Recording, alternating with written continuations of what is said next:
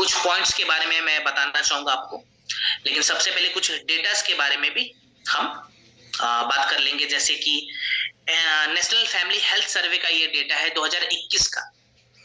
इस डेटा में बताया गया था कि भारत में हर 2 में से 1 एडल्ट को क्रोनिक फटीग सिंड्रोम की समस्या है। माने वो इंसान खाना खाने के बावजूद भी हमेशा मेंटली और फिजिकली थका हुआ महसूस करता है, एनर्जी की कमी रहती है। सेकेंड रिपोर्ट आता है लैंसेट का, जिस रिपोर्ट में बताया गया था कि भारत में 20 सालों के टाइम फ्रेम के दौरान अगर हम कैलकुलेट करें तो पैरालाइसिस और स्ट्रोक के जो केस हैं वो 50% से ज्यादा बढ़ गए हैं। अगर मैं इसको बहुत ही सिंप्लीफाइड करके बताऊं तो भारत में हर 2 में से 1 इंसान के अंदर पैरालाइसिस का जो केस है वो ज्यादातर उसका जो खतरा है वो बढ़ा हुआ पाया गया है। 50% से ज्यादा उसका खतरा जो है वो बढ़ा हुआ पाया गया है। सेक्सुअल डिसऑर्डर में भी भारत हमारा लगभग टॉप 10 देश में आ चुका है। खास करके पुरुषों से जुड़ी हुई समस्या के बारे में बताओ, जैसे लो स्पर्म काउंट की प्रॉब्लम, इरेक्टाइल डिसफंक्शन की प्रॉब्लम, यहाँ पे हमारा देश जो है धीरे धीरे आगे बढ़ रहा है, प्रॉब्लम ज्यादातर बढ़ गई है। अब आयुर्वेदा के दृष्टि से अगर देखा जाए तो किसी भी प्रॉब्लम से, चाहे वो सेक्सुअल डिसऑर्डर की समस्या हो, चाहे वो क्रोनिक फटीग की समस्या हो, हमें 4 फैक्टर पे काम करना चाहिए। सबसे पहला फैक्टर ये है कि हमें स्ट्रेंथ को बढ़ाना है, एंड्योरेंस को बढ़ाना है, रिकवरी रेट को बढ़ाना है। इसको बढ़ाने के लिए हमने वीर्यवर्धक जड़ी बूटियों का इस्तेमाल करा है थंडर ब्लास्ट में। देन हमें अपने कॉग्निटिव फंक्शंस को इंप्रूव करना है। कॉग्निटिव फंक्शंस यानी कि ब्रेन हेल्थ को इंप्रूव करने के लिए हमने मेध्यवर्धक जड़ी बूटियों का इस्तेमाल करा है। तीसरा पॉइंट ये आता है कि जो भी हम खाना खाते हैं वो खाना हमारे शरीर के सप्त धातु में जाके मिल जाए। ये सप्त धातु क्या है ये मैं आगे के सेशन में बताऊंगा, फिलहाल आप खाली नोट डाउन करें बेसिक तरीके से। खाने को सप्त धातु में एब्जॉर्ब कराने के लिए हमने बहुत सारे जड़ी बूटियों का इस्तेमाल करा हुआ है, और लास्ट में हमने ऐड करा हुआ है बहुत सारे भस्मों का, जो कि हमारे इम्यून सिस्टम को बैलेंस करता है। कुछ एग्जांपल्स अगर मैं आपको दूं तो भस्म के बारे में सबसे पहले मैं एग्जांपल देना चाहूंगा, जस्ट अ सेकेंड। मोती और यशड भस्म हमने ऐड करा हुआ है इस प्रोडक्ट में। मोती भस्म का और यशड भस्म का बहुत सारे कार्य होते हैं, जैसे कि ये हमारे पूरे नर्वस सिस्टम को इंप्रूव करता है और हमारे रोग प्रतिरोधक क्षमता को बैलेंस करता है, यानी कि एक प्रकार के इम्यूनो मॉड्यूलेटर के जैसे काम करेगा। देन हमने ऐड करा हुआ है आंवला।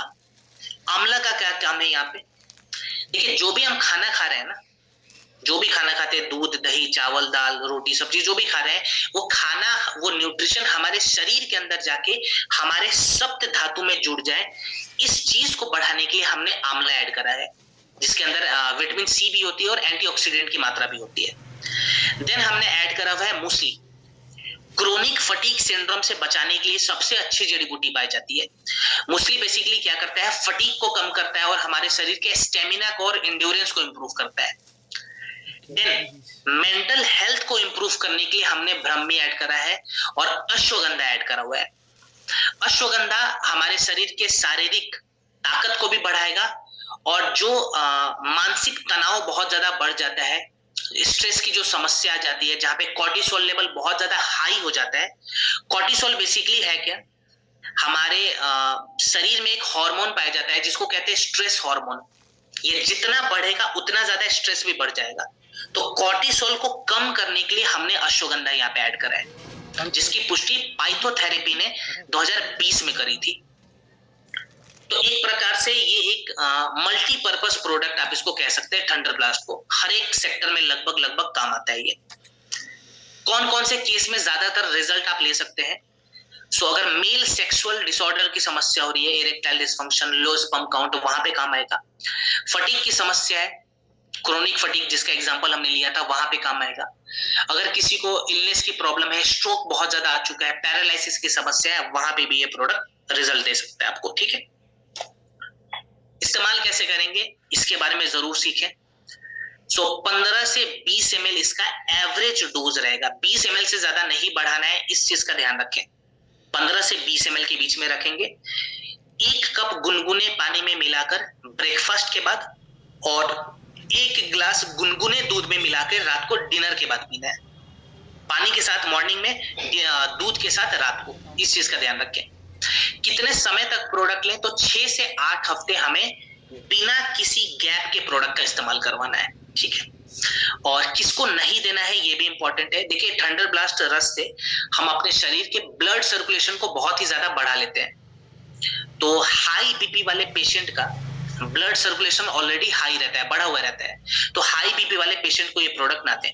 लो बीपी में दे सकते हैं, हाई बीपी में नहीं देंगे, ठीक है। चलिए आगे बढ़ते हैं। ओके,